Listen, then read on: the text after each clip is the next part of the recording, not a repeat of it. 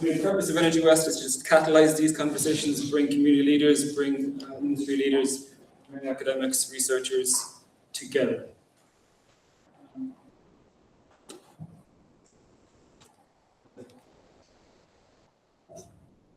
These red slides, Nigel.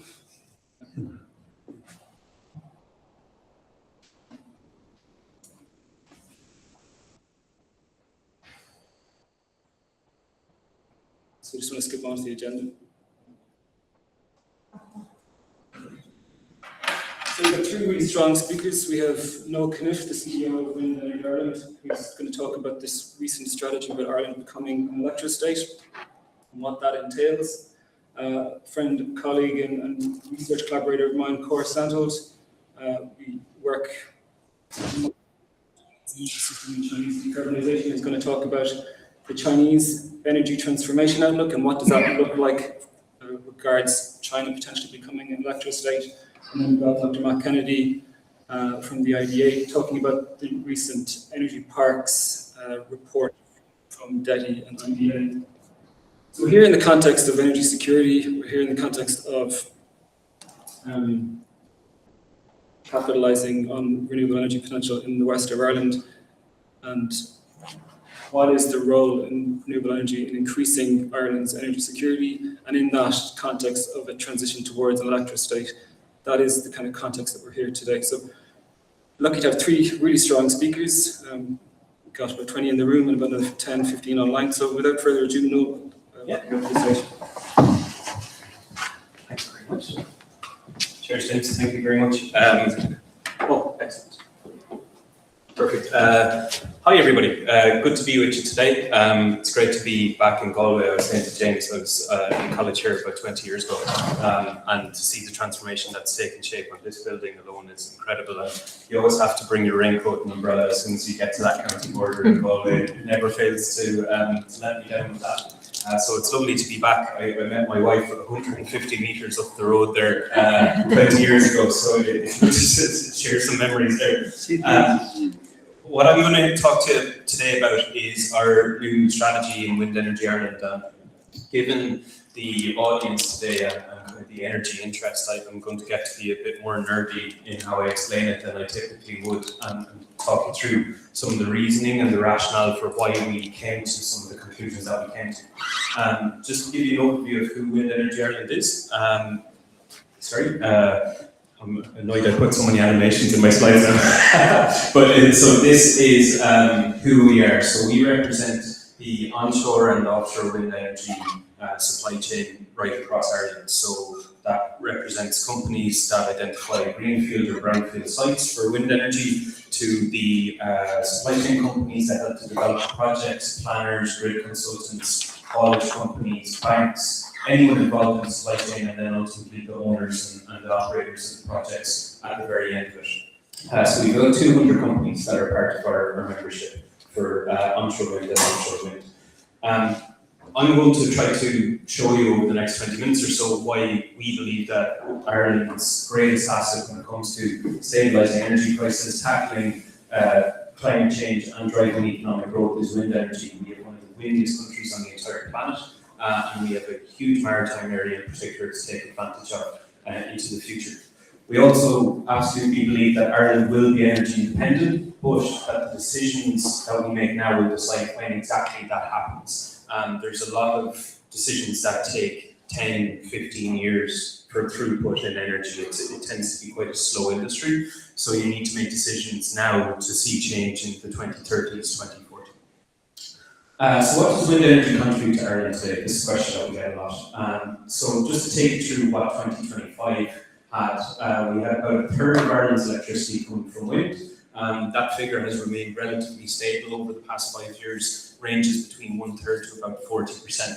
And one of the best things that wind energy does is it helps to push the most expensive thermal plants off the system. So last year there was about €1.2 billion that Ireland didn't have to spend in gas costs and carbon credits because of wind energy. So it helps to bring energy security and price stability in that regard. For onshore wind energy, we had about 450 megawatts reach financial close last year, so that's really important.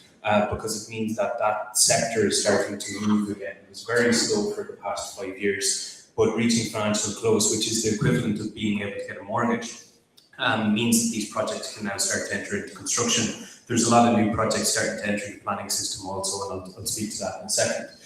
On the offshore wind side, we now have 5 what's called phase 1 projects in planning. They're all on the east coast. There was Stirred Rocks off the west coast, but unfortunately that project is now not proceeding any longer. And then just at the end of last year, we had an auction for an offshore wind project called Tonua, which is off Ireland's south coast, just off the coast of Waterford. It's about 900 megawatts capacity, and it was won by ESB and Ørsted last year. So that was last year in a snapshot. Just to take you through a couple of key stats, and there's a lot of stats in these upcoming slides. I'm not going to dwell on them, but I believe they'll be shared afterwards if anyone wants to see them. Wind, one of the best things that it can do is it typically is at a set price. It's at a fixed price, so it can bring price stability, and it means that we don't have to import as much gas. Ireland has had power for the past 10 years. That's starting to dwindle now, so a lot of our gas is now being directly imported. So last year and over the past crisis in Ukraine following Russia's invasion, we've managed to avoid 7 billion roughly in gas costs over the past 4 years. And just last year alone, the carbon emissions equivalent to that was about 1.2 million homes. One of the other things that wind does is it helps to depress the wholesale price of power. So on the days when you have the most wind energy available, this is from March just gone by, the price on the wholesale market was €94. But on the days when we had to rely mostly on fossil fuels, so we didn't have any wind or solar, that price goes up to €180. So in that situation, you're turning on the more expensive gas plants. It used to be the coal plants as well, but now Money Point is closed down. We're seeing wholesale prices start to creep up. You can see this graph here that represents what we're seeing now in Iran, with gas prices starting to increase. They're not increasing anywhere near as much as they did following the Russian invasion of Ukraine, which is a positive for electricity pricing and home gas heating. But I think we're very likely to see some price increases on the gas side later in the year. And then last month we had about 50% renewable energy on the grid, and that came from 41% wind, 3% solar, some bioenergy also. So that's what the wholesale price does. Now, what does that do for my bill? That's a question that we get a lot. So we've done some analysis because there are costs associated with wind energy. I don't want anybody to think that wind energy is completely free. There are costs associated with it. In 2019, we did a study which was called Wind for Europe, and it looked at all of the costs associated with wind and then all of the savings associated with wind. And at the time, because of low energy prices on the fossil fuel side, on gas in particular, this is pre-2020, there was a subsidy associated with wind. So people early on, the state invested in wind energy. It cost people €1 per person per year from 2000 up to 2020. After the Russian invasion of Ukraine, we updated this analysis with Baringa, who utilize a lot of energy models called Plexus, which I know a few people in the room will be very familiar with. And the spoiler is in the name.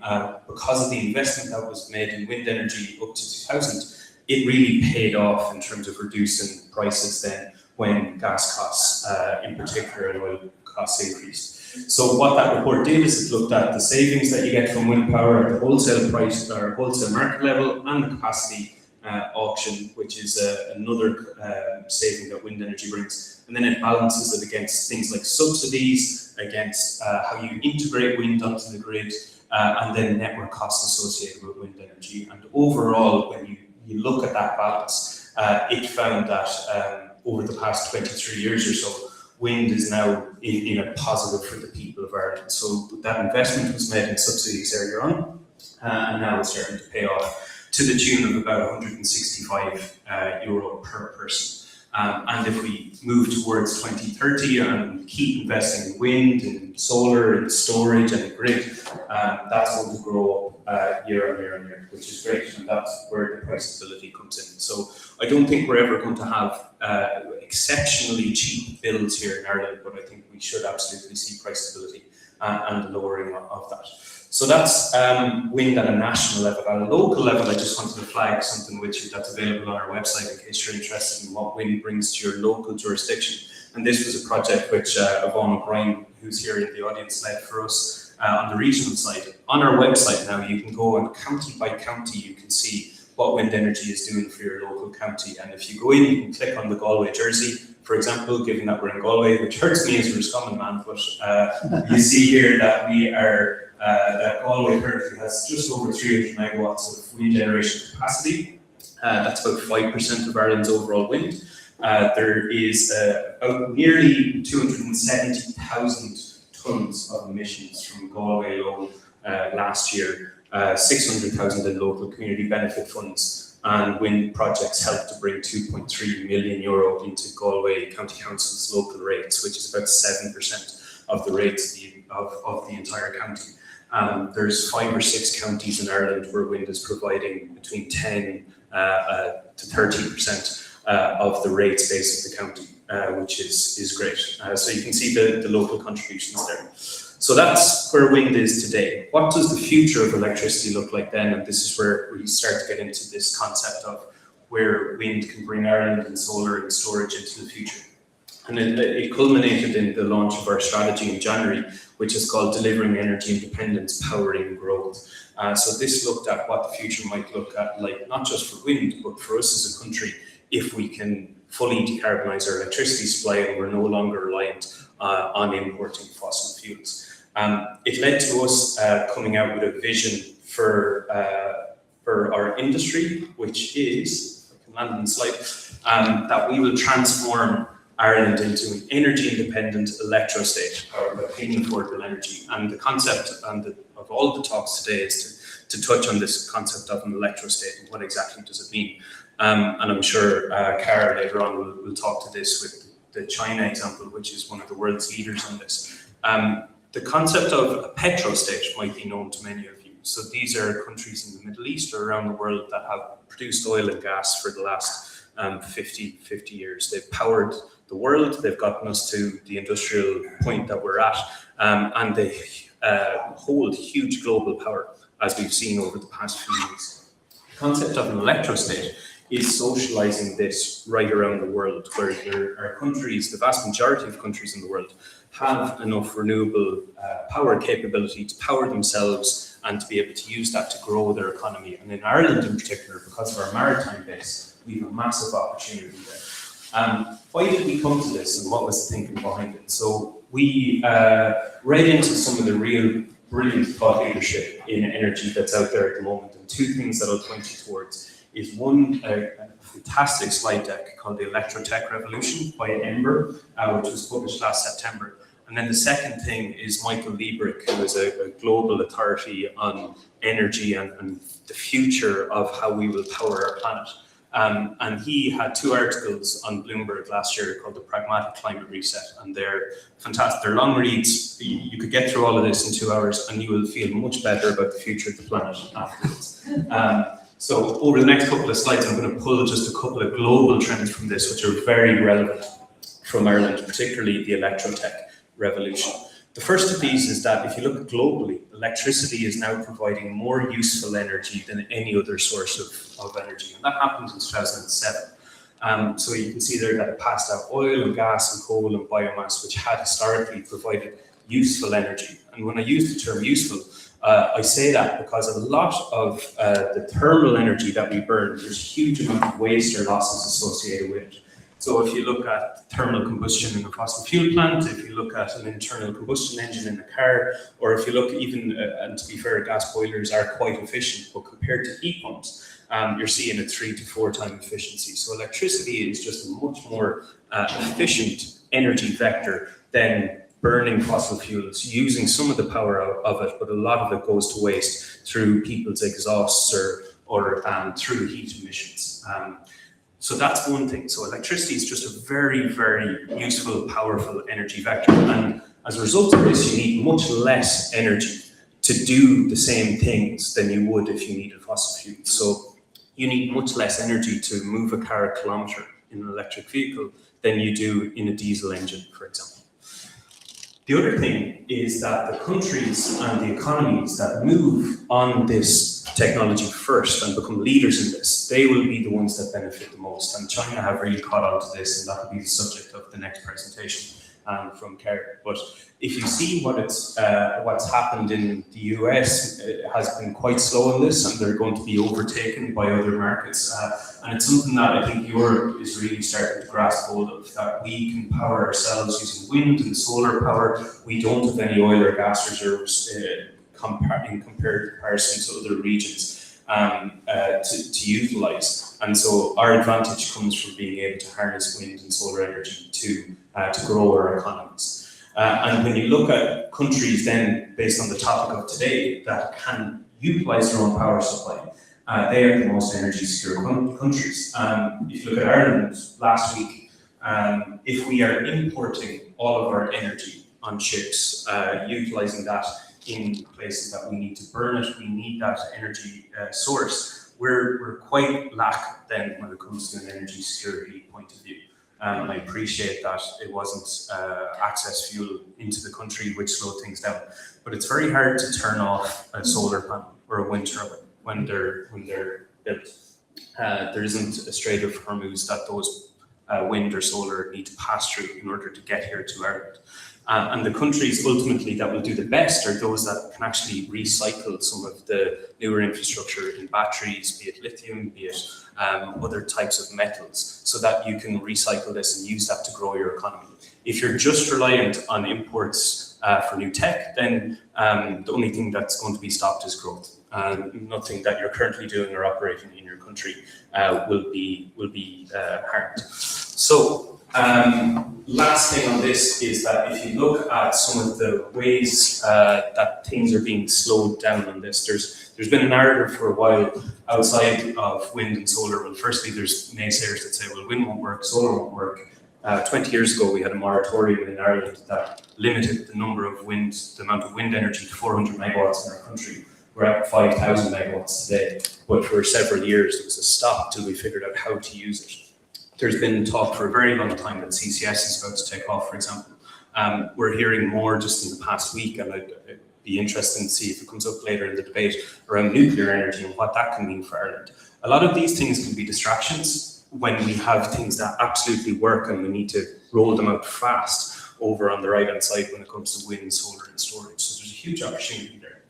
So if you take Ireland then, what does this mean and what did we put in our strategy? Well, on the generation side, we said we're going to deliver wind power at scale. That's and Solar Ireland have a very similar view when it comes to solar energy. If you can combine wind and solar, Ireland will be in a really good place. There are things which are stopping us from availing of the full benefits of wind when it comes to bringing down prices or delivering it quickly or efficiently, and that's typically things like our grid capacity here in Ireland, which we'll speak to, or very slow planning processes by comparison to other jurisdictions. But there's things that we can do to speed those up, and there's things that we have done over the past few years to speed those up. So I'm going to take you through what's happening in onshore wind and offshore wind to give you a sense of that. So in onshore wind energy today, we have just over 5,000 megawatts energized. We have about 2,500 in planning, and then projects with planning is kind of here in the middle. They're in various stages of construction, or looking for a route to market, or looking to connect onto the electricity grid. And there's about 3,000 megawatts in that bucket. Our goal for 2030 was to get to grow this 5,000 here up to 9,000. Now, we're not going to hit that by 2030, but we might hit that by 2032 or 2033. The way things are going. So there's a huge milestone reached last year in 2025 for that past 5,000 megawatts. And we think that we're probably on track for around 7,000 by 2030, and then getting to the 9,000 then in the early 2030s.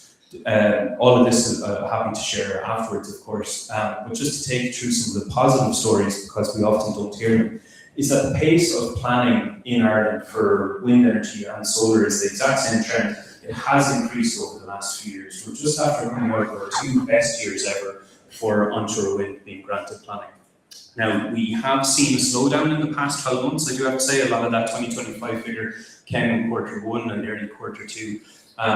on board. Nola has gone through a lot of reforms. They've become uncommissioned and all in the last few years. There's been several large infrastructure projects which have taken up the focus of a lot of the planners in there. Galway's benefited massively from that in the last few weeks, even with the ring road, the harbour. The Metro Link was another one in October.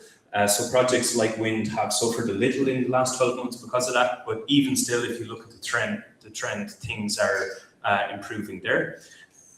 After you get planning, the next step for a wind project is to get a grid connection. A new process was put in place back in 2019, 2020. It's called the Enduring Connections process, and it's how projects connect onto the grid.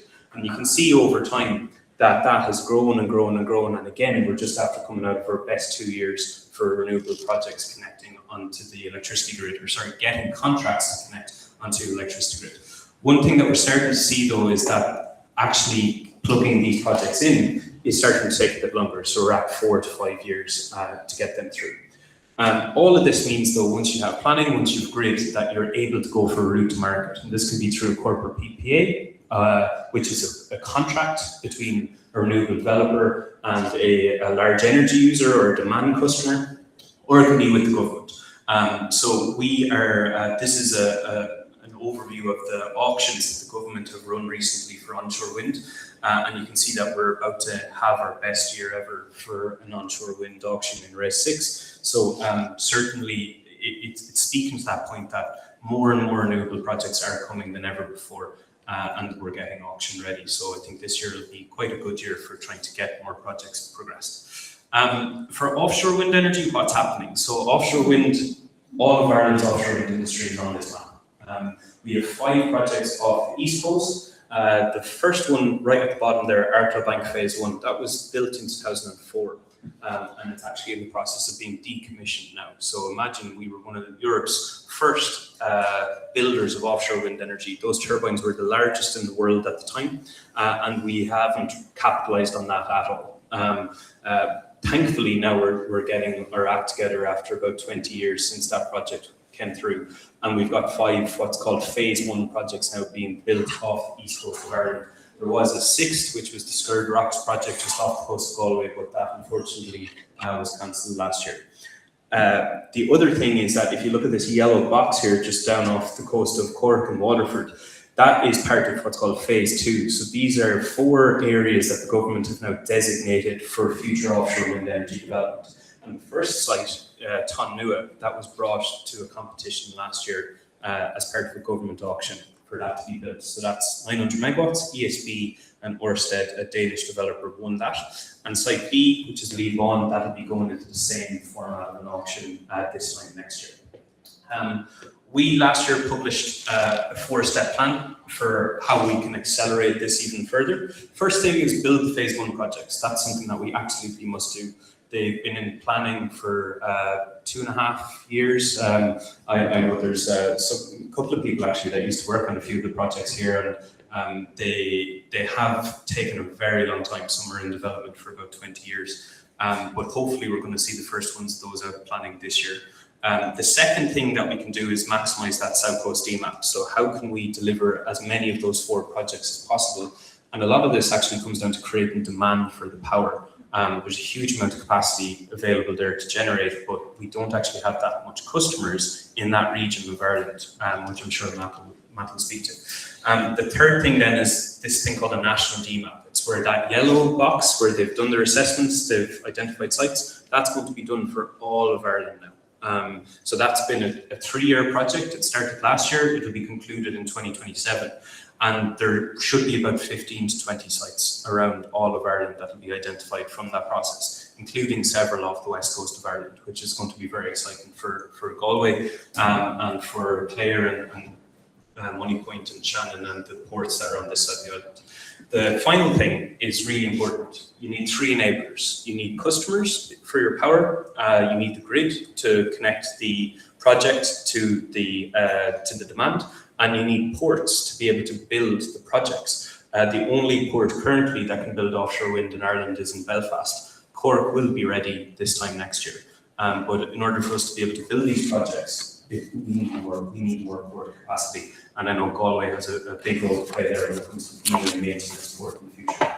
So that's the generation side. Actually, sorry, one other slide I just wanted to update you on is that the Taoiseach has set up what's called the Offshore Wind Clearinghouse in the last 9 months. So this is a industry and government group that meets on a quarterly basis to try to remove the barriers to building these projects. Ireland has talked about offshore wind for 20 years. I think the Taoiseach and various ministers now are very serious around trying to actually get them built and delivered. So we've met 3 times. We've another meeting now in a couple of weeks where we've looked at barriers on the grid, on planning, on port capability, and ultimately we want to try to see these projects built in 2030 or the early 2030s.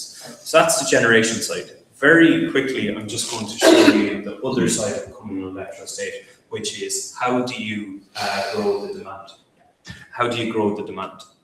So a big part of Ireland's play here when it comes to renewable energy is that we have the ability to generate more power than we currently could use as the state. So you have a couple of options for offshore wind in particular. You can export that power, or you could transform, and that is typically the lowest value proposition for what you could do with the energy.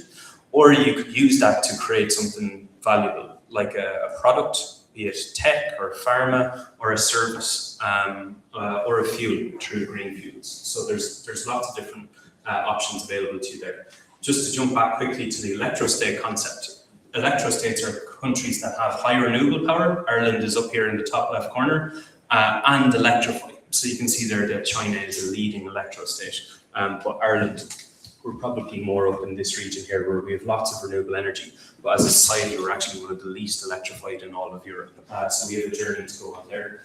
And interestingly, there's actually no high electricity price, high electrification countries. So the higher your electricity price, and Ireland has very high electricity prices, it's very hard to convince people to electrify. And that's why we need to look into how we can reduce or stabilize our electricity prices to try to incentivize that electrification.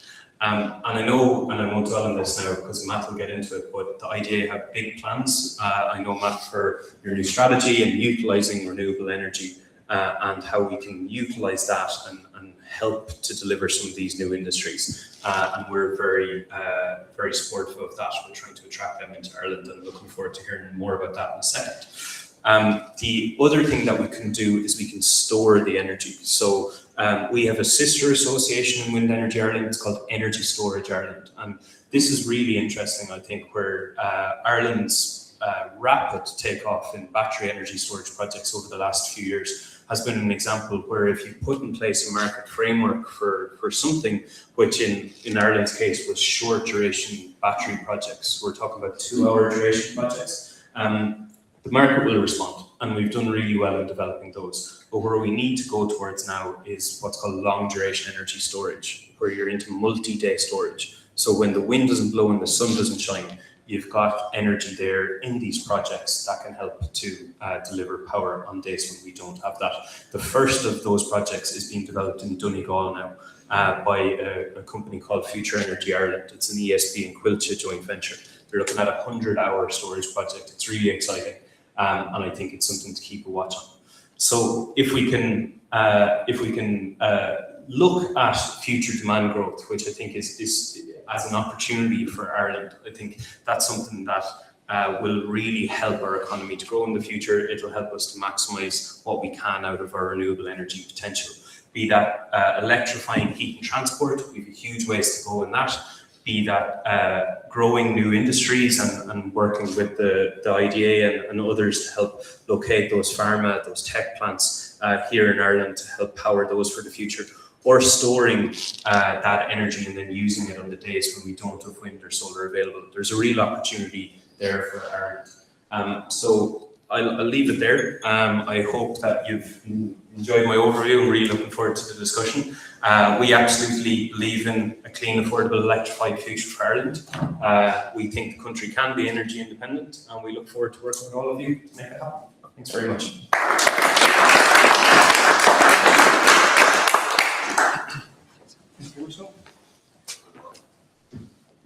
Please, looking forward to the conversation.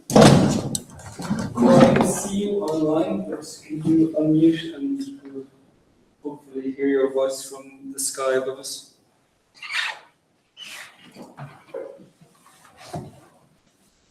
So what core is I'm reading there?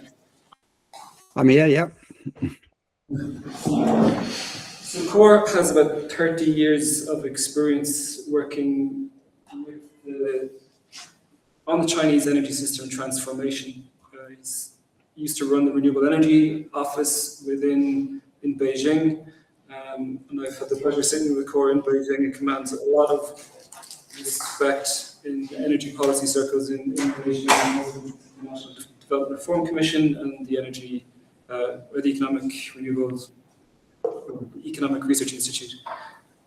So I asked CORE to talk a little bit about the energy system transformation in China, given that when we think about energy security, electrification, and potentially, I don't think CORE likes the term electrostate, I think of China. So I'm really looking forward to hearing CORE's outlook on electrification in China, the eye-watering pace with which it is happening, and to maybe disregard some of the less informed conversations we have about electrification in China, and then hopefully sewing this all together with Matt afterwards. I think it'll be very nice.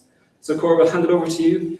We can drive your slides from here, and we can see you on a screen to the side of the stage that you probably can't see. Okay, so you will drive the slides, right? Right. Yeah. Thank you, and thank you, James, for inviting me for this event. I'm very excited to be here, although I would prefer to be there in real life, but happy to join online. I will jump into the presentation right away. This is my outline, and thanks to Noel, the first part will be very short. So James, the next slide. I agree very much with the presentation that Noel gave on electrostate. It's a very interesting concept. It works only when you also have the concept of the petrostate. So you really need to see that as an alternative for continuing the fossil fuel era. You also need to look into these specific technologies, the electric technologies, and one of the significant features is that they produce electricity without combusting, and that's why we have this very huge increase in energy efficiency using electrotech on the supply side, and the similar on the demand side. EVs, heat pumps, and so on increases the efficiency tremendously. And it's also important, as Noel pointed out, that we both look at the supply side and the demand side when we talk about the electrostate. Clearly, China has a huge manufacturing industry on these issues. I will not dive into the development of the manufacturing sector, but I will go into some of the strategies behind China's development in the technologies that support electrostate, and I will mainly focus on how China, for their own energy system, develop in the future. So, next slide, please. This is very simplified. As you all know, China is a complex country, but nevertheless, it might be fruitful to think about these development drivers for the whole economy in China in three stages. The first one, very long, starting with the reform and opening up phase back in 1978, and actually continuing and accelerating basically until 2010. And here we saw China was really on on high-speed economic growth with an extensive strategy with very high investments, with surplus of labor moving from agriculture to industry, with a very much focus on export of things and really building up the industrial capacity. That had its advantages, but also have its drawback, as I will come back to. The second phase shifted away from this extensive economic growth to more high-quality development, slowing down the speed of growth, trying to focus more on inland consumption as a driver for economic growth, and also putting a lot more emphasis on how to reduce air pollution, how to mitigate the climate, and how to improve the environment in China.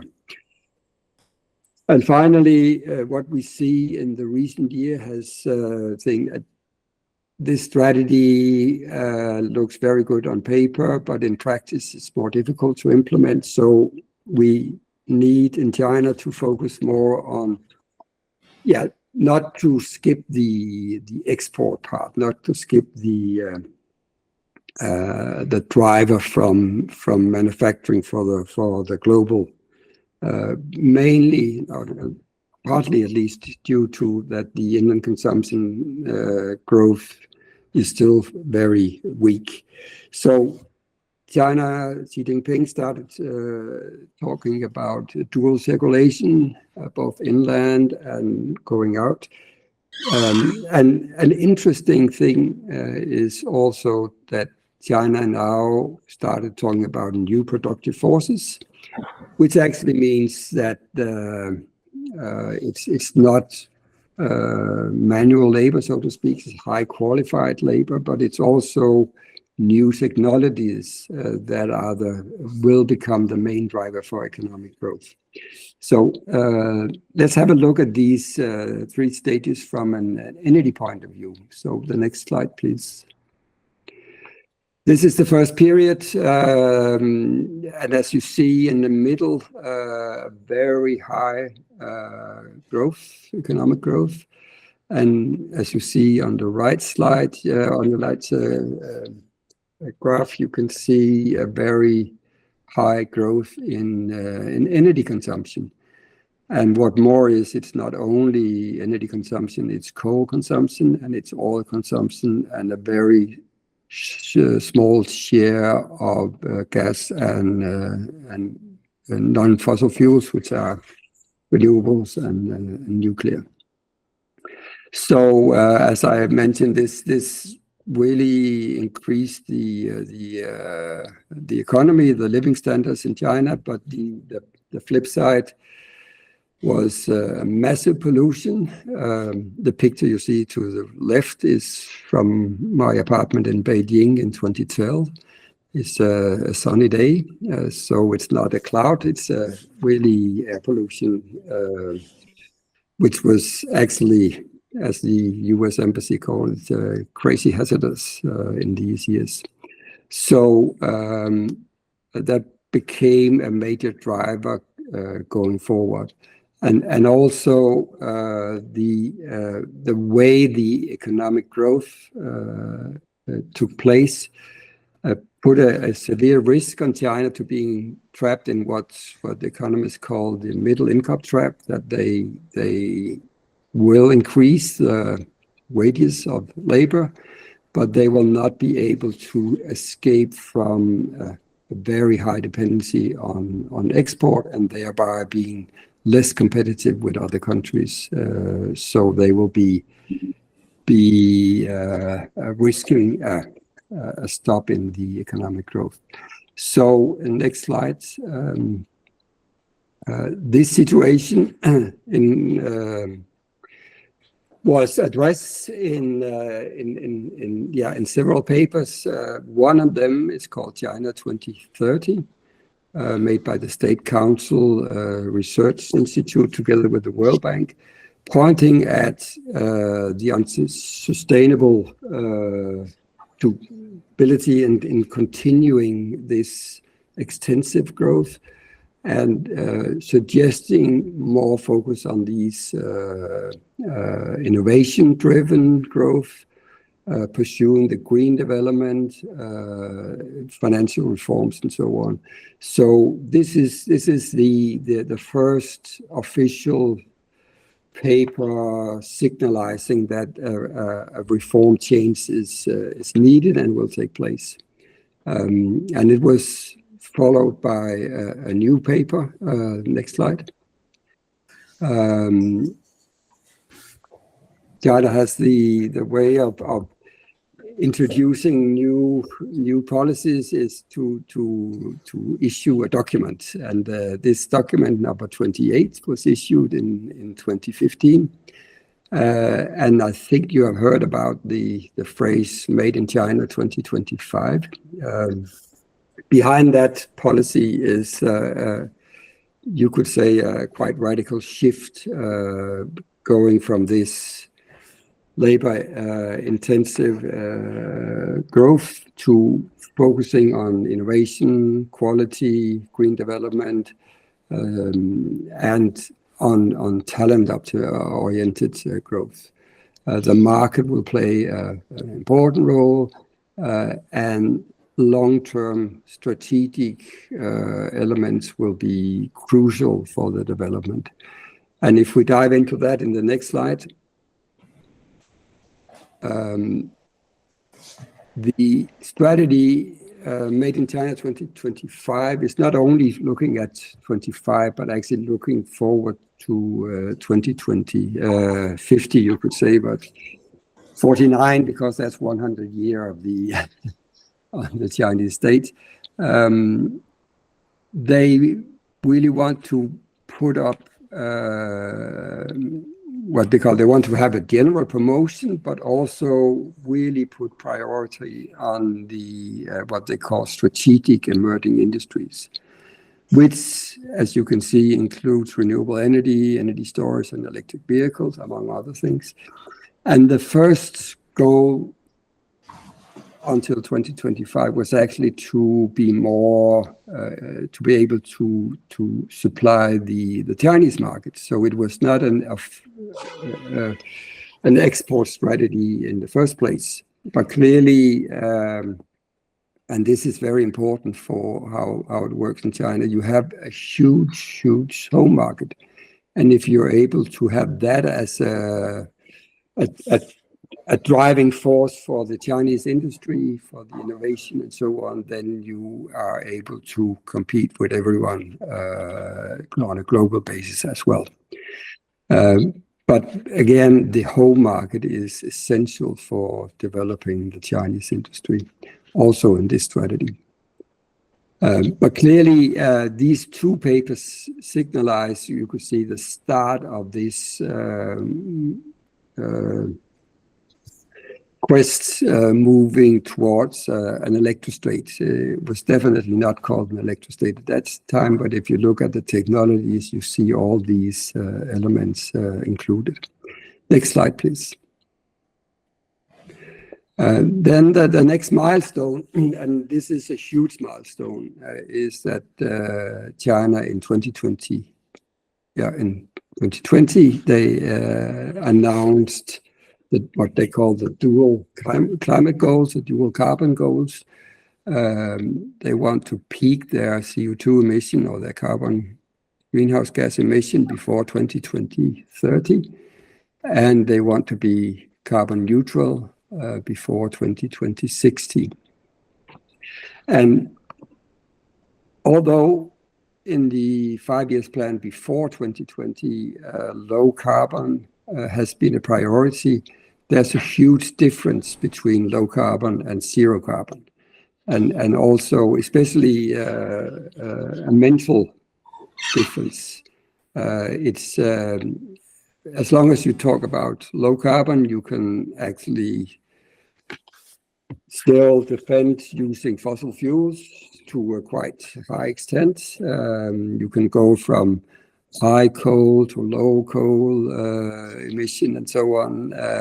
But if you talk about zero carbon, then you actually rule out, at least in the long run, fossil fuels. So this announcement has had a very huge impact on the policy implementation and the policy development in China. Next slide, please. If we look at what are the drivers and what are the constraints in China for moving towards an electrostate, clearly, as I mentioned, the green economic growth relying on manufacturing of electrotech, you could say, and the whole industry policy is a major driver for the electrostate. This is clear for everyone that China has the lead in many of these technologies, and they are striving really to have the lead in all of them. You can see the global benefit from this driver is that China uses its home inland consumption as a possibility to scale up investment, scale up manufacturing, and thereby lowering the cost. So even though you could say that it's difficult to compete with China, on the other hand, it's easy to get low cost, for instance, solar panel from China, which actually, looking at competitiveness, is an advantage for Europe also to focus on how to decrease the energy cost for industry and so on. But this is an important driver. The energy security is an important driver. China has imports around 80% of their oil consumption, and the oil consumption, I will show that later, is mainly an industry and transport issue. So getting rid of the transports, fossil fuel cars is clearly reducing the import dependency of this, and in general to be more independent. That is a very high goal for China on energy. The environment, I already mentioned this, has been a major driver since 2013, and it goes both for air pollution, water pollution, and land pollution. And clearly, the climate mitigation is also a very important driver for China in this age. If we look at the constraints, the obstacles for moving in this direction, again, energy security it's more a question: Will China be able to have sufficient energy for the economic growth, for the industry, for the new data centers, and so on, especially in the peak periods?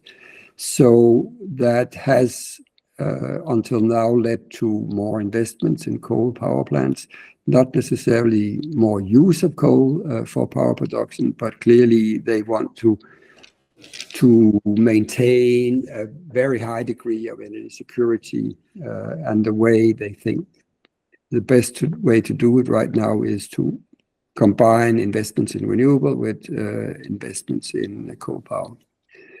But we also see vested interests. We see provinces, the big state-owned enterprises and financial institutions still want to further develop coal power, and we see that is very easy because you already know how to build cheap coal power very quickly. So this path dependency, having a long history in building coal power, this is also influence the speed of getting rid of coal in the future. Next slide, please.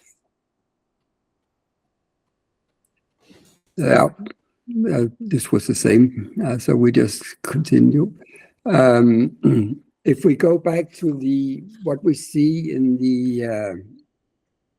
the current policy for China, and it is expressed in the 14 five-year plan, which was launched in 2021, and now we are looking at the 15 five-year plan, which was launched in March this year.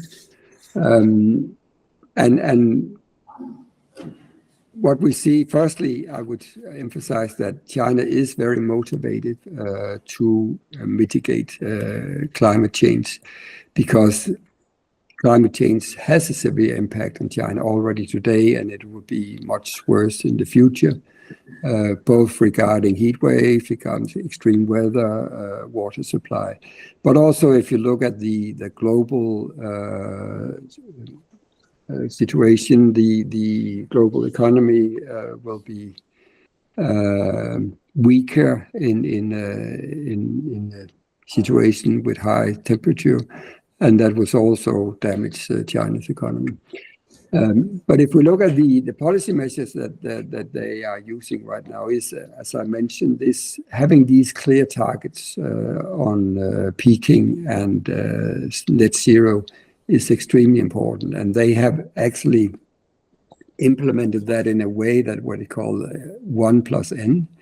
The one is the overall document for these climate targets, and the N is actually a very large number of documents trying to implement that, both for the short run, for the peak, but also for the long run. And they are talking about a new type of power system, new type of energy system, which actually is the essence of shifting to an electrostate.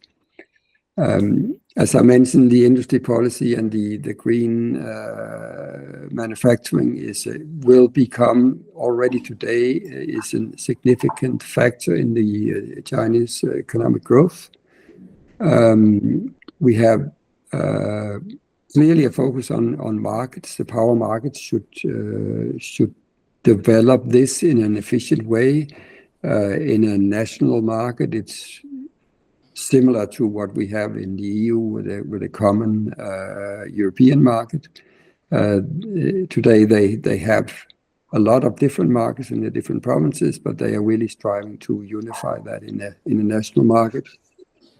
They will shift from an intensity-based target for CO2 or carbon reduction to an absolute cap, which will be necessary in order to have this decrease after the peak before 2030. And that will also influence the existing emission trading system in China, which will be much more efficient. So they have a large number of policy measures, but they also have the driver from investments in the industry as well. So it's a quite strong portfolio of measures that they are implementing to reach these targets, even though there are these constraints, as I mentioned. Next slide, please. This just to show the development of wind and solar generation. The capacity is higher for solar, but the utilization hours is lower. So what we see is since in the last 20 years for wind, a steady and rapid growth. Although the financial incentives has shifted and stopped in 2020, you still see a massive growth in wind. And for solar, the solar manufacturing took the starting point in export. No investments in solar panels in China, or heat panels, but not solar PV. But in 2011, this started. It has been extremely rapid since. So we already see in China that the inland investments is a really major driving force, and solar and wind has become very important in the electricity system today. Next slide, please. And the same goes for these enabling technologies like energy storage, very rapid investments, and this is again due to the rapid decrease in costs. So now it's really advantageous to combine the fluctuating production from wind and solar with batteries, and again the investments or the deployment of EVs in China is going very rapidly. Next slide, please. So we see these fast development technologies related to the electrotech, but nevertheless, we also see rapid growth in the total primary energy consumption, and we see a continuation of the use of coal. We see more oil consumption in China. So it's not the case that China is almost an electrostate. On the contrary, China is very heavily depending on fossil fuels today. Next slide, please. And this is, I guess, many of you are familiar with these Sankey or energy flow diagrams. On the left side, we have the inputs in form of fuels and energy sources. On the right side, we have different end-use sectors. From the top, industry, which is very depending on coal and electricity and oil. Buildings, quite high electrification in buildings. Transport sector mainly relying on oil, and as you see, a very, very large amount of losses due to the combusting technology is a main source for producing power. So all in all, a situation where fossil fuels and coal, especially coal, plays a very big role in China today. Next slide, please. I will now give you some slides about the future, and the future in China is until 2060 due to the zero carbon goal, and it's based on the annual China Energy Transformation Outlook that we produce in the project I'm affiliated to. We have several scenarios, but we have one called the ICNS, the Ideal Carbon Neutral Scenario. And as you can see, the previous slide shows that the primary energy consumption has grown constantly, but what we expect in the future is that it will decline. And that is exactly because of the efficiency of the electrostate or the electric technologies, both on the supply and the demand side.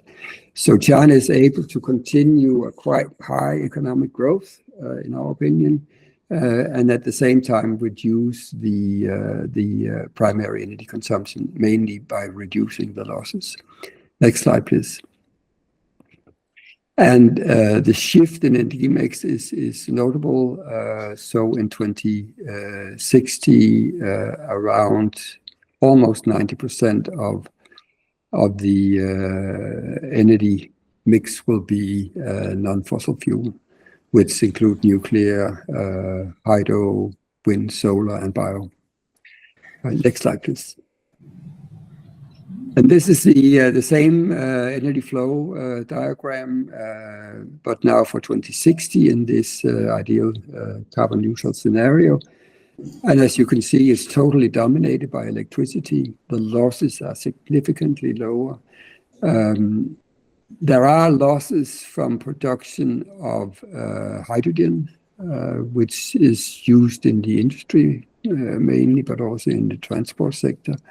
But apart from that, the losses are quite low. And you also can see that the industry sector, the building sector, the transport sector, they are very much dominated by electricity. And on the supply side, you see that wind and solar, some nuclear, some biomass power is the main supplier of energy in China in 2060. Next slide, please. So when we look at the detailed scenarios, and I would say we use some of the same tools that Noel mentioned, not the Plexus, but it's called Bell Morale model, but it's actually doing the same optimization of the power system. But we're also looking at the end-use sectors in a different model. So we assume or we put into the model assumptions about energy efficiency and definitely electrification of the end-use sectors. And by the end of the day, it's also necessary to have some carbon sinks to reach the zero carbon goal in 2060. But the main bulk will be this transition into these electrotech technologies. Next slide, please. This is the power consumption, and you can see this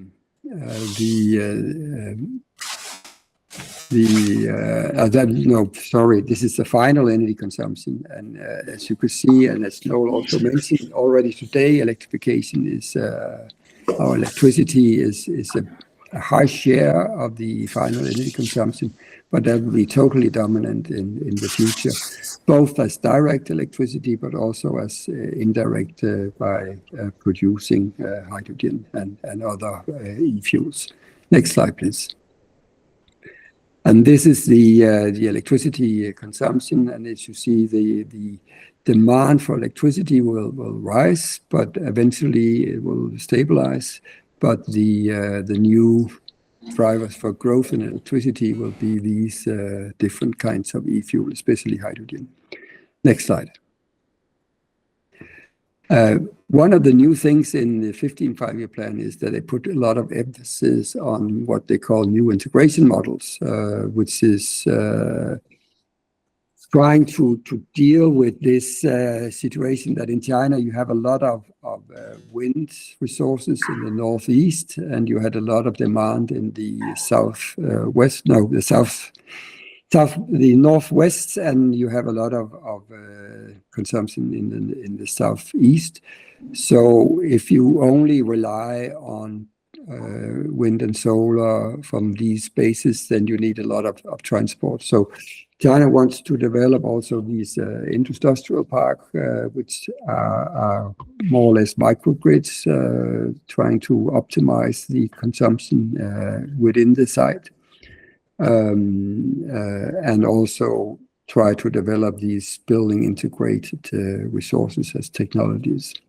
It has a lot of focus these years to think of this way to implement the new power structure, the new energy structure. Next slide, please. Yeah, just to repeat that coal will be out of the power generation, and wind and solar will take over the production in the future. And my final slides, almost the second slide. So the main message here is that China is really scaling up the supply of electric or the power supply is now more and more relying on these electric technologies, but also the demand side. The electrification is very important to do it simultaneously. And clearly this domestic deployment is beneficial not only for China, but also for the world. In that sense, it becomes cheaper, but it also gives China a competitive edge that is difficult to compete with for other countries. But also China is currently very heavily depending on fossil fuels, especially coal and oil. So it is a it is a question. It's a long journey to become an electrostate, also for China, even though they are moving fast. But they are motivated. They have the clear drivers, and they are also very creative in implementation. So at least from my point of view, I'm quite optimistic about the development. I'm also very concerned in that sense that it is very necessary that China very quickly start reducing their carbon emissions in order to reach some of the carbon goals we have for the global emission. And the last slide. If you're interested in reading the report, you can find it on the website called cet.energy. The report is available, and if you want to follow what's going on in China on energy and climate, we have in our program a monthly newsletter that you can subscribe to. So go to our website and have a look. And thank you for your attention.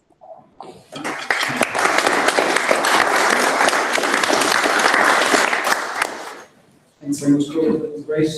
Sobering, but a lot of shared problems and shared opportunities, I think, between what's happening in China and what's happening in Ireland. I think particularly around what you just said, your second to third last slide about new integrated models, green energy parks, and microgrids. So having similar issues or opportunities in Ireland, deregulating,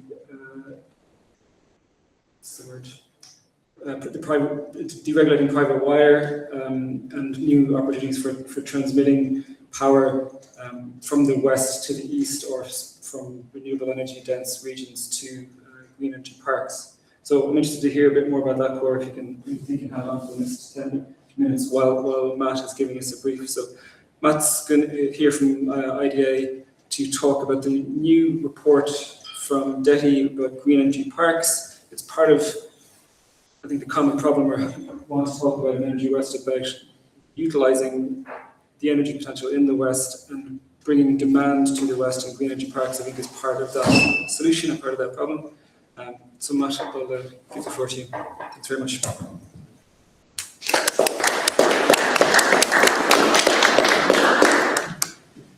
Thanks, James. It's good to be here. So, and it's really interesting. Like, what I'm going to try to do is connect what Barry and what Noel were talking about. I'm probably going to go on the other side to what Noel was mentioning in terms of the demand side, is really the focus. And what Barry talked about, the core drivers and the environmental, and then we got to competitiveness and productivity, and I think that is, from my perspective, the core driver. Of course, it can be underpinned by sustainability and digital, but ultimately, all the language I hear is competitiveness. And it's also great to see the energy flow diagrams. You know, Sankey was an Irish engineer after all. It's good timing to bring it out. And who doesn't love a Sankey diagram? So kind of from my perspective, it's funny how things have really changed quite quickly. So when I was talking to James about the events, you know, there was quite a large focus on a new kind of DETI report around green energy parks. And from the IDA perspective, we've kind of a different, similar, but different views on what constitutes such a park. And then our next generation sites were endorsed by government. So what I'll try to do is to link all of that kind of infrastructure together, if I can, and talk about the scale and maybe how it would impact places like the West of Ireland. I don't have as many slides as many of the other speakers, but we have three kind of core drivers. This is really, I was at the Joint Oireachtas a month ago trying to explain from an industry side what are the main drivers. And, you know, grid capacity is a core driver. And we can have lots of onshore wind, and we've had a really successful 20 years of onshore, I have to say. I'm still within the system that you know, I remember 2004 when there was a grid upgrade program, and there's been very little kind of grid upgrade since. And so I think grid capacity, when I talk to the FDI community, and okay, let's say life sciences, pharma, medtech, technology, manufacturing, also services, all the way across really to engineering, they talk about constrained grid capacity because they have ambition, and they're looking for more growth, and they're looking for more power, and they're looking for heat.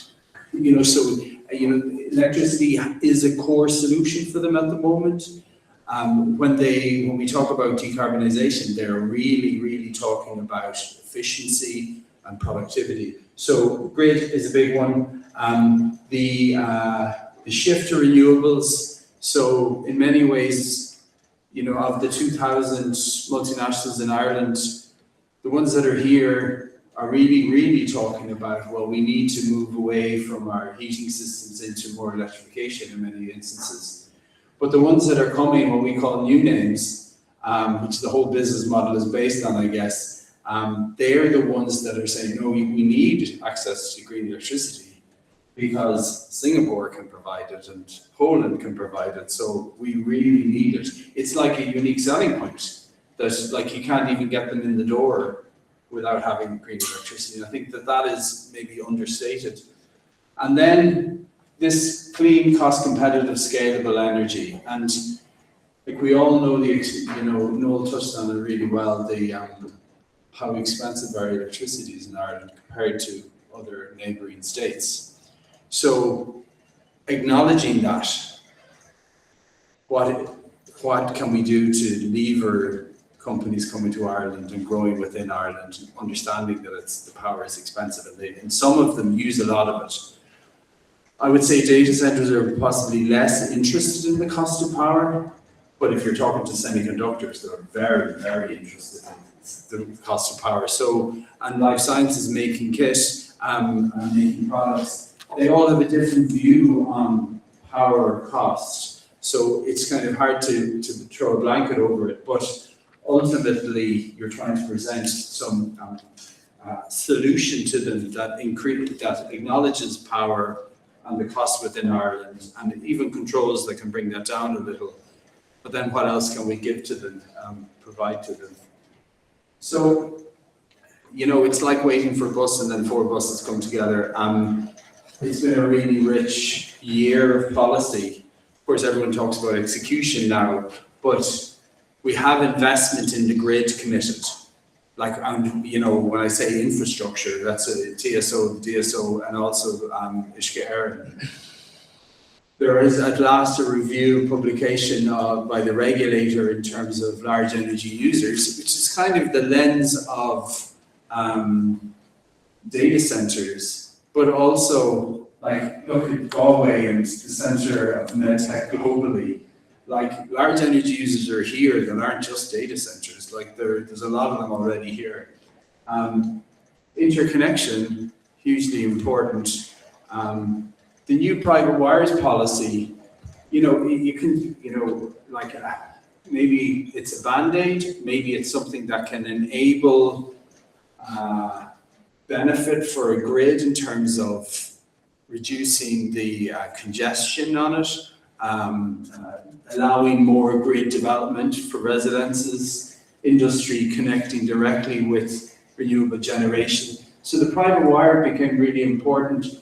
And then, of course, I won't touch on the offshore wind, but, like setting the future signal price, and actually having auctions in place, hugely important. So when I talk to 70% of the IDA clients are North America, Canada, and they want to know when all this is happening. So that policy certainty that everyone talks about is really critical from an energy dimension, but it has been really rich over the past year. Let me talk a little bit about the parks, and before possibly I go into talk about parks a little, so James asked me to talk about green energy parks, and I will. There's a study developed by, commissioned by Department of Enterprise, delivered by Gavin Doherty Solutions, outlining what would a potential green energy park look like. Now, of course, my input to that was, well, we already have green energy parks. You know, there's one in Ballyvannon Review. We have the IDA parks have been in place for a number of years within every county, focusing on a regional kind of thriving economy.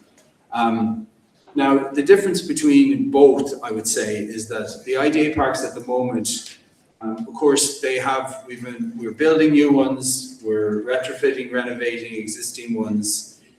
They are a mixed use type of park. So you have services, companies, manufacturers. The property dimension of that is really important. A lot of investment promotion agencies like IDA do not have property. You know, so when a new company comes to a jurisdiction, they're like, we'll help you with your professional services and your tax, but find your own place to stay. You know, like we have the IDA parks become really important in terms of landing companies. Now, when the companies land, they want to be in a BREEAM, you know, next generation kind of building. So it falls to us to make sure that the buildings within the parks are suitable for companies that have really corporate climate commitments. How they're powered becomes really important, and how they're connected within cities and infrastructure becomes really important. And I'll mention those things a little greater in a second.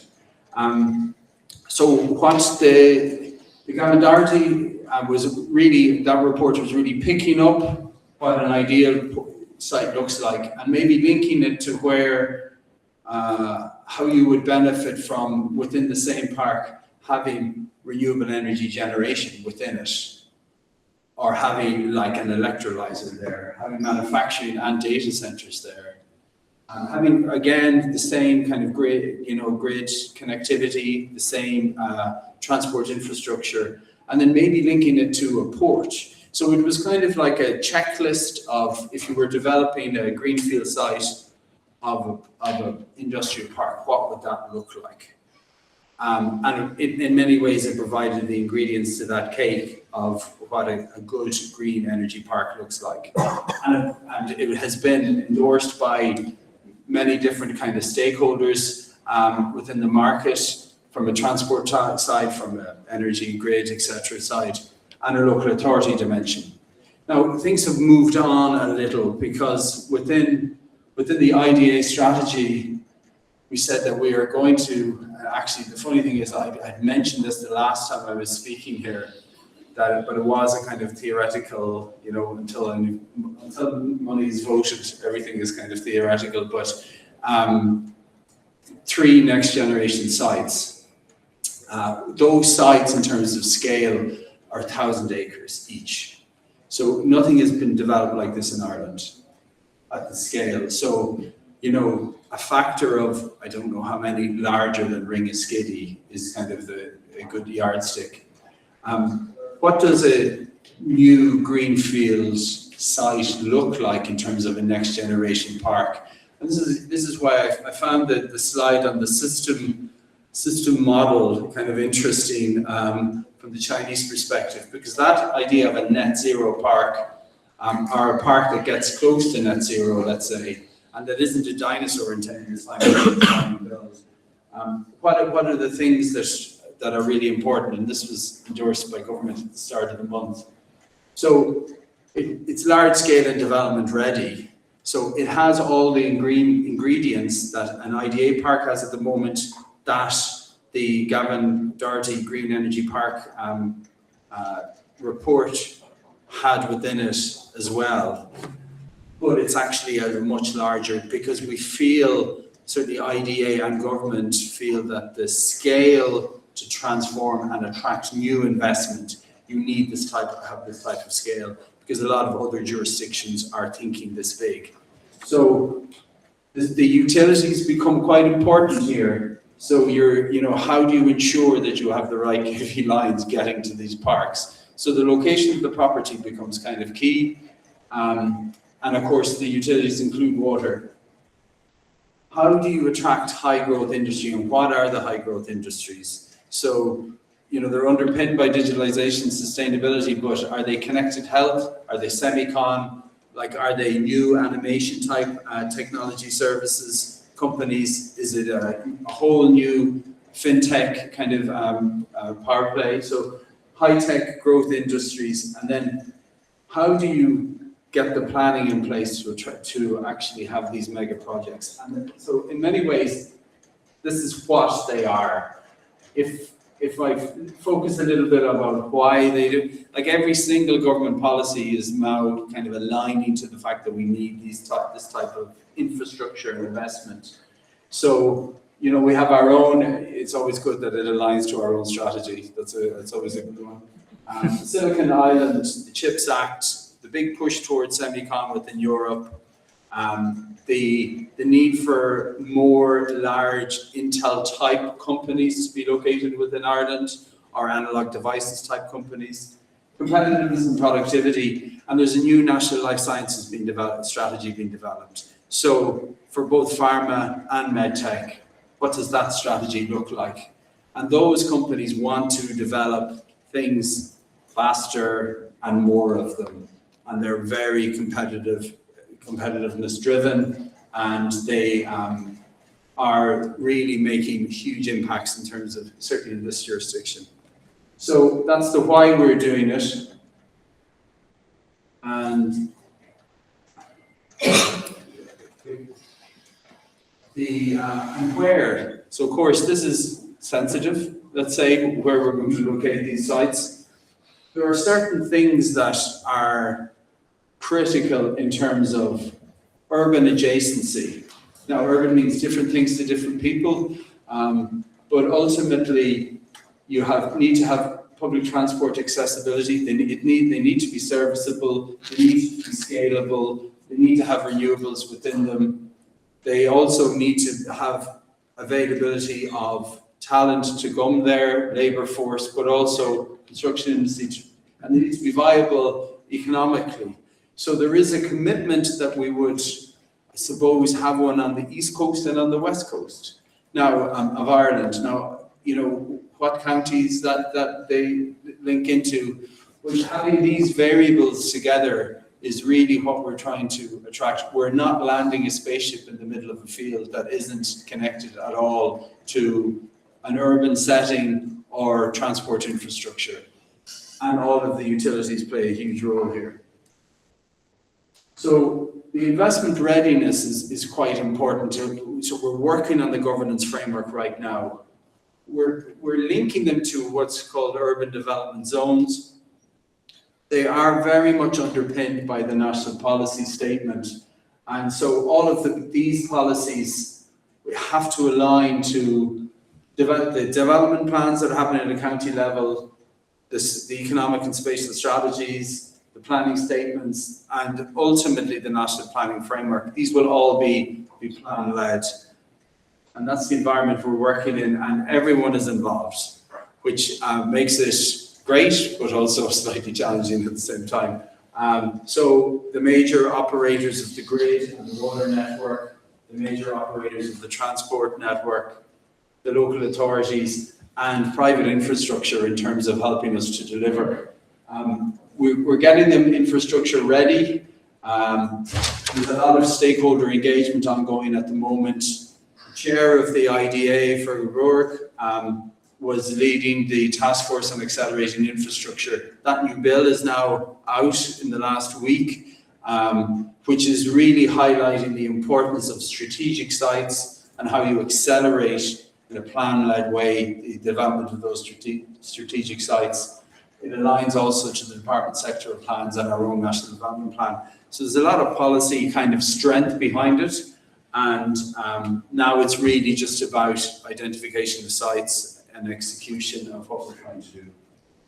And I guess this is the timeline. It's not quite a Sankey diagram, but it's probably providing a guidance in terms of between now and at the end of our strategy. So we're more or less at the site assembly level to government, understanding the importance in terms of critical infrastructure. There's a statement on the industrial developments looking at land zoning, the designations of that land zone. This is all, you know, the enabling environment in which these kind of things work. We're anticipating that it will take 2 years before the investment of that infrastructure is realised and enters into the market. So between the 28 to 2030, the investment happens and the site is ready. And then you get your next generation site delivered in 2030 plus. 3 of them happening concurrently. So that's the strategy and that's the plan. It's really building on very, very ambitious because of all the different state actors and private actors involved. But that is, that's the plan in terms of building on a lot of the guidance from the Green Energy Parks work. But it's really about the scale of what the industries are looking for or what our own clients are looking for. The last slide, which will jump up. So this is very similar to what Noel finished with. So we haven't been checking each other's copy notes before we came here, but ultimately, you know, having energy supply, having clean energy supply is really important. Like I would always make the argument, you need a taker for the power. The business model, everyone's business model falls over unless there's a taker for the power. So regardless of what taker that is, or whether it's a manufacturer, whether it's a data center, whether it's a new kind of residential base. So we're trying to drive and expand our own FDI base. We need to look at the grid capacity, competitiveness, costs. You know, we're all very familiar with costs over the last and how people feel about them. And it's all about the ambition in terms of driving additional success in terms of industrial development in the country.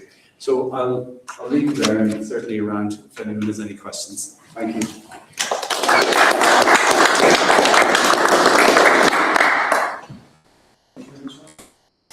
Now, I'm going to ask yourself and Noel to come back. We'll have a very brief 5-minute panel discussion and we'll look to the floor, I think, conversation. So, Noel, I think it's nice for both Noel.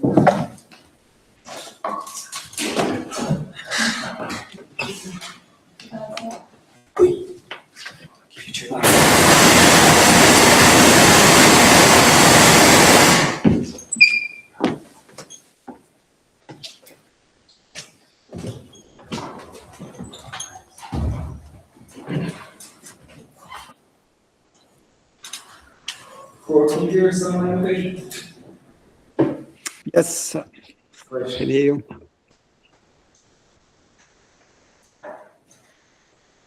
Community mics for here's. So we're about half an hour out before we wrap, so we will not have 25-minute panel conversation. So let's kick things off and then open up to the floor pretty promptly. Thanks for sharing so much. That was really interesting and things I didn't know, so I learned. Trying to sew this all together across the 3 different speakers is not easy. So I'm not sure where exactly to start with the questions. Many questions. Noel, let's start with you. Sure. It's all down to grid, parks, and the chicken and egg conversation that you both ended on. Yeah. Demand and supply, and getting it from demand to supply. So I don't know the answer to your question, but what do you think are the biggest challenges in actually developing more renewable energy in Ireland? So the number one biggest challenge is going to be grid capacity, and grid capacity can mean a lot of different things. But what I basically mean is how to get the power from where it's generated to where it's required. And traditionally, that's been through moving it through electricity wires. And Ireland was fantastic in investing in our electricity grid. If you go back, I think from 1950 to 1990, about 95% of our high voltage electricity grid was built in that time frame. And then since 1990 to now, we've added maybe 5% additional capacity to that. So it goes to Matt's point that like the level of expansion of our grid in the last 20 years has been quite minimal. It's been kind of projects, renewable projects, demand, population growth, connecting into the grid that was largely there in 1990. And that's a problem because we had a lot of excess capacity in that time frame, but that capacity is now being eroded, and it's getting very challenging to get connections for renewable projects or for housing estates or for manufacturing bases in certain parts of Ireland now. So investing in grid is the 10 to 15 year challenge. Planning is a shorter term challenge. There's green sheets there. I think those will largely be solved in the next 3 or 4 years, but grid is the longer term challenge. Yeah, well, I completely agree.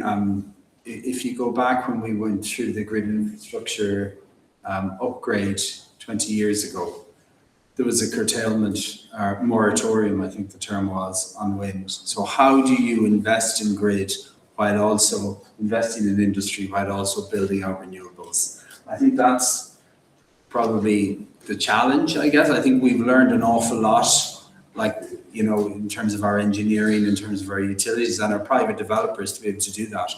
But that is fundamentally the challenge. A lot of industry want to grow and expand, but just can't do it based on just what Noel said. There are certain parts of the country where the power just isn't there. And that needs to be upgraded. How do you do all these things at the same time while also trying to meet targets? And that's the challenge, I would say. Cor, coming briefly to you, you gave us a kind of deep historic tour, kind of going back 30 years, or at least 20 years in some of your slides, that China 2030 project and plan. And I'm very aware of the 1,000 kilometer, 800 HVDC lines from the west to the east in China. Can you talk a little bit about, I don't know, lessons Ireland can learn about moving power and the kind of depth of strategic planning needed and holding those plans to account and implementation? I'm sure Ireland will not do it exactly the same way as China, but what lessons could be learned? Yeah, it's a very good question, and I'm not sure that China can provide all the solutions for that. Since I'm currently located in Denmark, I've just mentioned that we have exactly the same problems that you have in Ireland with getting the grids updated and expanded. It's a serious problem in Denmark as well. But in China, it's grid is also a problem, but in a different way, in that sense that China has a long tradition for energy corridors, so to speak. In many years ago, it started with coal trains in order to supply coal for the coal power plants. That became a bottleneck. Then China decided on these long-distance, high-voltage lines, which has been rolled out with a very fast speed, but not very neatly integrated into the system. It's more point-to-point lines. So the challenge in China is both building sufficient capacity, but it's even more how to use that in a flexible way, and that's where the market come in. But in China, you really have different systems for different provinces, and the trading across province borders is not very stable at the moment. So this is actually the main challenges in China, to get the system, to get the market to work in a cross. Yeah, in Europe we would say cross-national way. We have been working for many years in Europe on that, and China is trying to leapfrog this, but it is a serious problem. But clearly, that's one of the reasons why China wants to invest more in microgrids. They have invested in the last 5 years. The development of solar and wind has been more equal on what they call distributed solar and wind, compared with these wind bases in the deserts and so on. So the trend is that the production moves closer to the to the consumption, which again puts more emphasis on the distribution grid and so on. And basically, the way China works is doing pilots, and they do hundreds and thousands of pilots, and a lot of these pilots are also focusing on microgrid, focusing on island operation and so on, in order to enhance the deployment of renewable. But they put all these solutions at work at the same time. Thanks, Corey. I think yourself and maybe Matt might have a follow-up conversation about smart parks and smart island parks in China.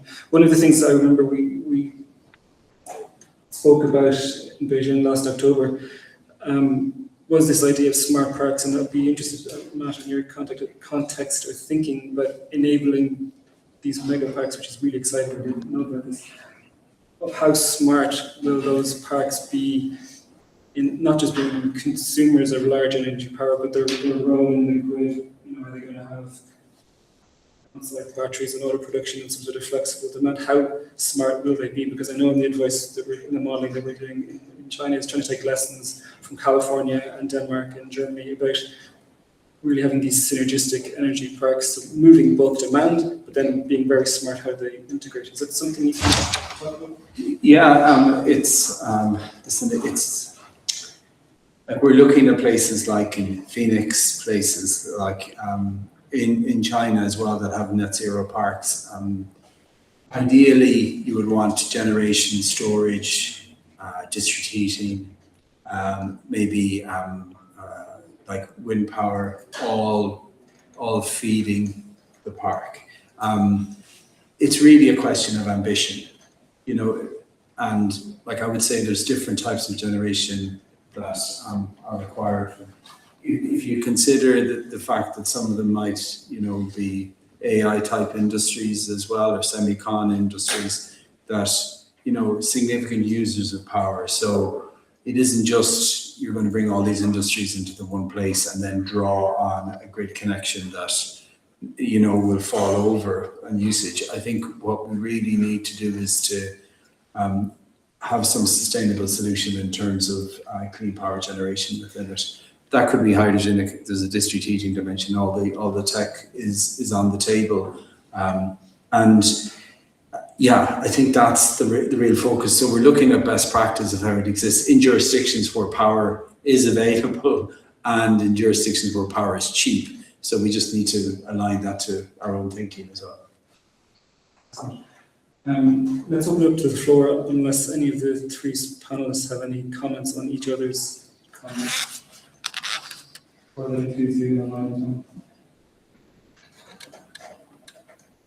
Just a thought on, my last comment was on grid capacity. The key thing that can solve that is cutting the grid out of it, and that's where green energy parks, to me, it just makes complete sense. I think we're going to get a point in about 10 years' time where we will have capacity to generate more renewable energy from wind, onshore, offshore, solar, than we are currently consuming in terms of power in the country. So theoretically, we could be at 100% completely green energy. Now, obviously, the wind doesn't always blow, the sun doesn't always shine. Grid is going to be a problem. Dispatch down levels are increasing every single year. That's where you can't use renewable energy. So green energy parks and the next generation sites that Matt spoke about is absolutely the solution to that. In my presentation, I referenced the 4 sites off the south coast of Ireland that have been identified for offshore wind energy. But there's significant grid limitations in moving that power from that region to Dublin, to the west. So if we could locate one of those next generation sites down there, that'd be awesome. And I think that goes for wherever other sites are identified for offshore wind energy. I came from an event this morning in Dublin by AWS, and they were speaking very openly about their plans for green energy parks in the Midlands, partnering with Bord na Móna for very large scale onshore wind and solar utilisation to help grow eco-energy parks in that region and bring lots and lots of jobs to the Midlands, which is fantastic. So there's really big opportunities here if we get this right. Agreed. comes back to jobs ultimately for Energy West and for the country as well. About how we learned from resources in other energy commodities, whether it's oil, coal, or gas, support to do something valuable with it and to mix the GVA from that energy input. So we've got about 15 or 20 minutes. Let's open it up to the floor and those online. If you're online, and I suspect some of you may want to ask questions, just stick up your hand and maybe turn on your camera. So is anybody in the room with a question? Yeah, so Can you just state your name and your institution? hi, Mark White is my name. I've been in the weather industry, marine weather, climate industry most of my life. I've done a bit of time with Udros. I'm a retired troublemaker now. So Noel was talking about the difficulty or the challenge to identify supply and a customer. I don't think actually there's a problem getting customers. There's a problem getting supply to the customers. There's a vast quantity of supply off the west coast, around the south coast, even on the east coast. And Noel, you mentioned the fact that we don't have ports that are ready to do this. I think the government clearinghouse, the Taoiseach's clearinghouse, is a really positive development. But I still think that as a country, we haven't recognized the scale of the ambition that we should be recognizing, and we haven't brought together the multiple departments of government in one clear line of strategy, of strategic thinking, and of support for the development of renewable energy. And this is particularly a problem in offshore renewables because of the multiplicity of government departments that are involved. When you look at straightforwardly energy or whatever it's DEC or whatever it's environment and climate change, they have a responsibility. They have a responsibility to bring renewable energy to the system, but they can't do it offshore without the support of the Department of Transport, who are in charge of the ports, whose primary responsibility is to get goods in and out of the country, and have for quite a while said, well, actually, we're not interested in renewable energy, it's somebody else's problem. The DMAPs can't be created without the Department of Marine looking after the fishing industry and the scientific part of marine, which is the Marine Institute. And the Department of Marine said, well, that's not fisheries, it's not quite us. We need DETI to support companies coming in here, not just for the foreign direct investment to use the energy, but also the companies that are going to build the parks. And right across the board, you have these multiple bureaucracies who have their little fiefdoms, and Cora mentioned the patch protection in China, that is a constraint on green energy development. So we actually need to think about bringing in a real way the grey suits in the permanent government, not the politicians, but the permanent government together with a very, very clear strategy, a very clear set of policies, and a clear funding line that allows those people to get on board that policy creation. So they're not saying, well, this is my budget, you can't have it, you go and do the renewable energy budget over there. And the planning system really needs to be fundamentally looked at. You mentioned the Galway Harbour Company's recent planning success, which is wonderful news. But the first condition in that planning application is that they do exactly what they said they would do in their application, dated in April 2026, right? They said that the planning application dated January 2014 is what they need to be, developing along the lines of. It's 12 years ago. So that's a real clear example of just how chronic the planning system is. And there has to be a real realization and ownership taken by government, and I would say it's the Department of Taoiseach, to bring together all of the other departments and say, yes, we are going to line them up, yes, we are going to fund them, and yes, we are going to measure their performance in delivering for offshore wind. And one of the things that's going to allow that then is connecting the wind, which is predominantly on the west coast, to the customer. And it's not finding the customer's issue, it's getting the grid connections and the direct users, the smart grids, the smart parks together with the energy. And we have to be very realistic about that, and people aren't being realistic about that.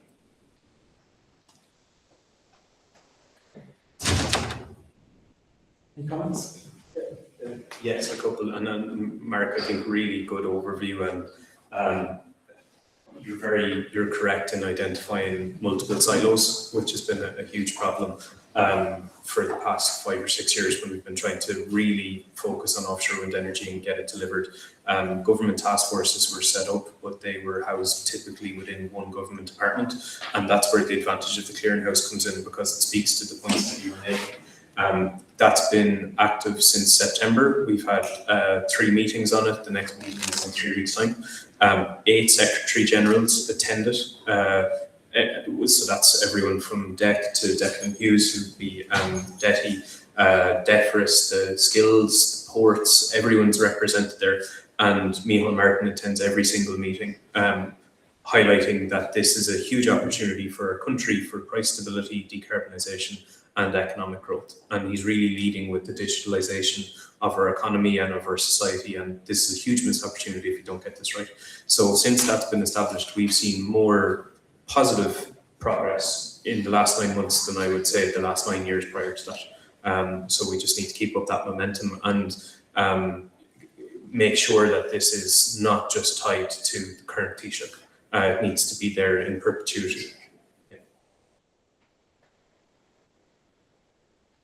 Great. We have another question online from Moss O'Sullivan, which I'm presuming is Moss O'Sullivan.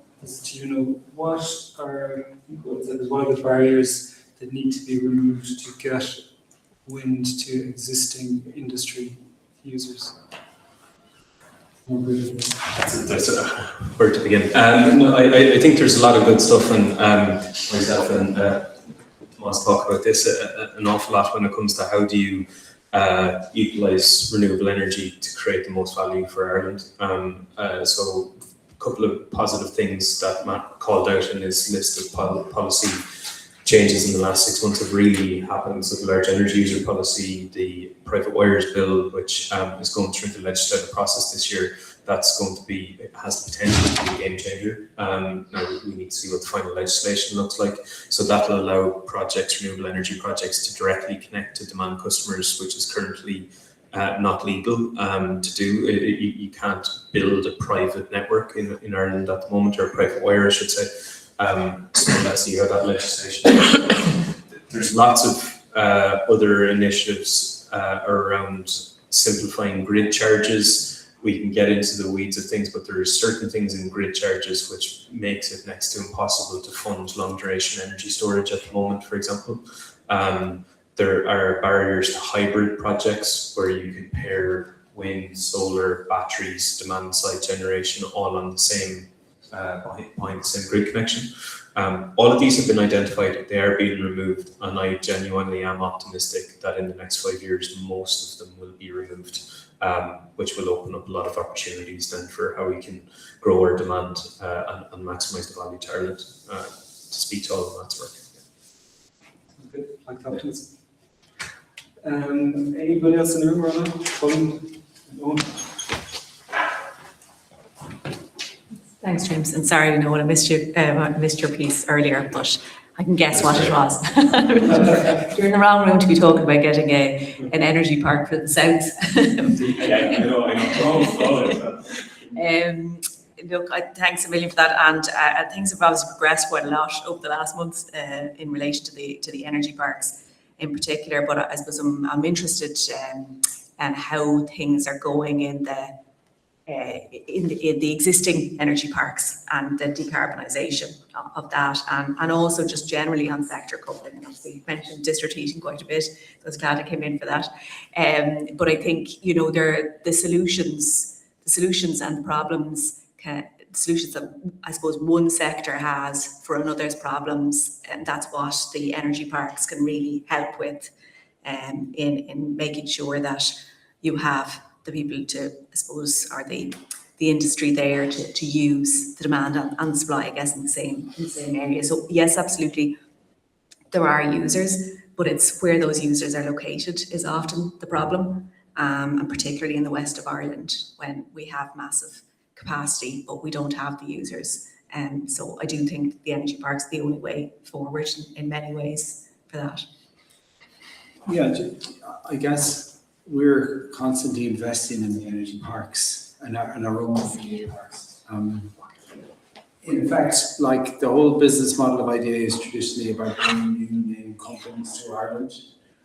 Those companies, imagine if they're in Frankfurt or they're in California and they're coming to Ireland, they want to arrive at a park that is fit for purpose, but also climate proofed, and also has renewable generation coming to it, and is best in use in terms of tech. The buildings need to be certified to whatever the certification scheme. So there's a constant investment, Pauline, in terms of our own parks, because when a company arrives on an itinerary thinking about coming to Ireland, we bring them to academia, we bring them to an air-grade or to Wind Energy Ireland, but we will definitely show them the state of the parks. And that's how they make their decisions, really. And so that's a constant. We have our own property sustainability strategy in terms of that, not just what happens with the buildings, but the park themselves. Yeah, so it's kind of critical because it's an infrastructure we have now, and we're constantly building new ones. But that is ultimately one of the hooks in which companies select Ireland above other places. Yeah. Thanks, Matt. Owen, you have the last question. Yeah. Thanks very much, guys. The three speakers, inspirational talks. Paul Kane, return sustainability. Universally, it's known that grid transmission and distribution is a major constraint. It's something that we hit every single day, multiple times. That's what's written on the curtain, but what's behind the curtain? What's the actual problem? Why is it stagnated over decades at this stage? Where I was an Enterprise Ireland client in the noughties, developing wind, and there was constraints, and we were told, oh, that's going to be solved, it's no problem.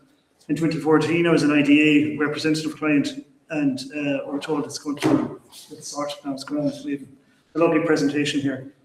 But what's behind the curtain, what's actually stopping is, where's the handbrake? And powerhouses like the IDA and the Wind Energy Ireland, is there any large boot that you can put on to kick some arse? Wow. It's a dangerous question. It is a dangerous question, sorry. No, I'll try to answer it. Certainly my own perspective. I've been around a little. The lack of strategic investment planning, like the fact that every project was deemed the same in terms of going through a planning process, in my sense, was problematic, because not all planning proposals are the same. And now with the new bill, maybe that's a barrier that's gone. I remember being at the opening of, the launch, let's say, of the North-South Grid connection in 2007. So, why isn't that happened in the last 18 years? So there is, maybe it's an investment barrier as well. Maybe the investment in terms of grid over the last 20 years just hasn't been realised. Maybe the view of communities and societal engagement acceptance has radically changed in those 20 years. Whether communities are a barrier or not in terms of deployment of large-scale infrastructure, the new price reviews and the commitment that is within the DSO now will involve much more infrastructure being deployed. So if that is a barrier, that will need to be overcome pretty quickly, or else we won't see the progression. And I do think ambition has been a barrier as well, and the need for large-scale investment, significant investment, with multiple actors, going back to the point, of actors of the state, but also actors of industry in terms of delivering, in terms of infrastructure. Having the right policies and frameworks is really important, and I think we do have them, but the time to execute has been, speaking from representing, listening to industry talking, the challenges that some of them have said around moving pylons on their own site and the time that takes, or upgrading road infrastructure around their site because they're trying to get 2,000 more people into the site to create jobs for them. And so all of these have been problems in terms of everything from a financial infrastructure to a capital infrastructure to ambition to societal acceptance. So there's a litany, I would say, over the last 20 years. But we're in a much different place now in terms of our view on renewables and supporting grid than I think that we were any time over the last 20 years. Again, that's me being as positive as I can be. So I think Matt touched on a lot of really good points there. I'm sure everyone remembers Grid 25. I'm sure you definitely do, and you definitely do. That was the Air Grid plan in 2008 to massively expand Ireland's grid capacity. And had that been built, our country would be a really different place right now in terms of our capacity to attract new investment, grow our economy further, deploy renewables, but that didn't happen. And I think there's a couple of points of why it didn't happen. A lot of it was around political bravery and leadership, actually, I think. I think EirGrid would admit themselves they probably didn't do a fantastic job in how they presented some of the larger projects like North-South, Grid West and Grid Link, and I worked on all of those projects. I was in EirGrid for 10 years, and I saw the challenges that created, and launching all of those projects simultaneously while giving multiple routes across multiple counties led to a national anti-grid campaign, and that led to then a cancellation of large-scale grid projects, which then led to a political unwillingness to engage in that process for at least a decade. And I think we're still living through that. And as a result, we've eroded all of our excess grid capacity, and we're at the point now where we are really, really struggling in a lot of situations. So the next 10 years are going to need a lot of brave initiatives from EirGrid and ESB networks, but critically, it's going to need brave societal leadership from politicians and from leaders within industries around Ireland to say, we can either just pack up shop and say, that's it, our country's at max population, max electricity demand, and not electrify any of our society and be locked into expensive fossil fuels for the next 30 years. Or we can try to tackle what are, in some situations, like very real perceived issues in communities, and how do we engage in that, and how do we build this infrastructure. So I think the next year or two will be very telling in PR6 and how it gets done, and particularly because the North-South Interconnector is about to start construction this year, and how that will actually go down. Talk for half an hour, please. Just one final point on that. Our last event was on community engagement with two amazing speakers here. Sorry, four amazing speakers here, deep in the research community and the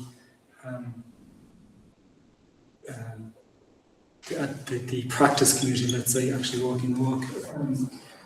Around that point about energy literacy or science literacy on a broad basis, and it was probably one of the most poorly attended events so far. So there's something to be cracked around that about societal energy literacy, and not the kind of top-down, here's the medicine, but actual authentic engagement. Anyway, I'll stop there. Thank you very much to our three speakers. Core Online, thank you very much for joining us from Denmark. And A pleasure. Let's show our appreciation for our speakers.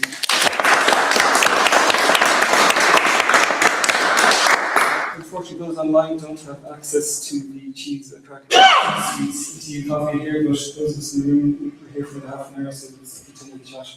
Thanks very much.